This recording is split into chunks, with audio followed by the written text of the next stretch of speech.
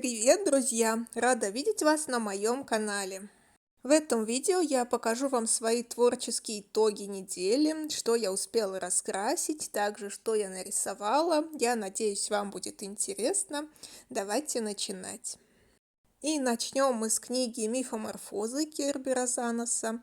Здесь я раскрасила одну часть разворота. Целиком я не успела раскрасить этот разворот, но вот эту правую часть решила все-таки раскрасить. Я вчера этим занималась вечером для того, чтобы отправить на марафон Ольги Рани. Тема марафона была «Курительная трубка». И здесь вот гномик на переднем плане, он курит трубку. Так что эта иллюстрация подходила на марафон. Надеюсь, ее примут, несмотря на то, что разворот не целиком. Раскрашивала я эту работу акварелью, причем детской акварелью.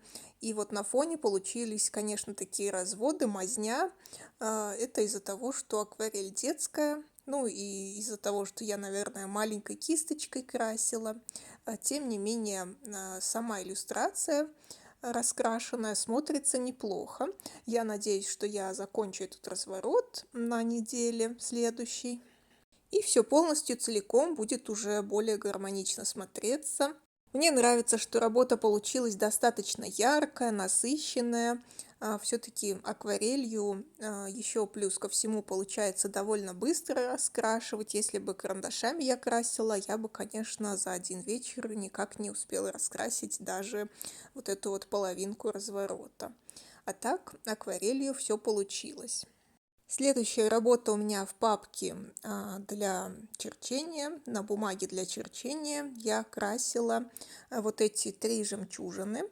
Красила я их гуашью в тюбиках Малевич, и выложила я это видео на YouTube. Я думаю, что вы его уже посмотрели. Если нет, то можете посмотреть. Я оставлю ссылку в описании.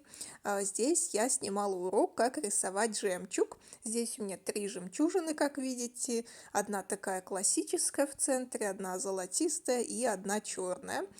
Все это я подробно описывала, рассказывала и показывала, как я рисую эти жемчужины. Тоже достаточно интересное видео получилось, так что советую его посмотреть. Мне самой тоже понравилось рисовать этот жемчуг. Этот навык можно применить в раскрасках тоже. Дальше у меня работа вот в этой раскраске по номерам, цветовой квест города. Очень классная книга, здесь получается очень красивые работы. Я раскрашивала полностью эту работу маркерами. Формат здесь достаточно большой, и даже несмотря на то, что это картина по номерам, но все равно занимает немало времени. И есть один минус в рисовании, раскрашивании, точнее маркерами.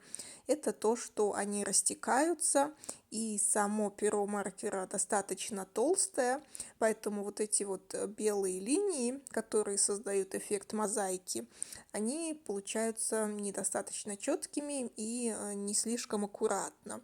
Но даже так, несмотря на это, работа смотрится красиво, ярко. Мне очень нравится дизайн этой раскраски и та стилизация, с которой они делают вот эти достопримечательности. Это, кстати, голубая мечеть в Стамбуле. Вроде нереалистично, но в то же время узнаваемо получается. Итак, это были все мои работы за неделю. Я надеюсь, вам было интересно, вам понравилось это видео. Ставьте лайки, пишите комментарии, мне будет очень интересно узнать ваше мнение. Конечно, работ у меня на этой неделе не так уж много, но я надеюсь, что на следующий успею раскрасить побольше. Так что увидимся обязательно с вами на следующей неделе. Желаю вам творческих успехов, пусть ваша неделя пройдет отлично. Увидимся в следующем видео. Пока!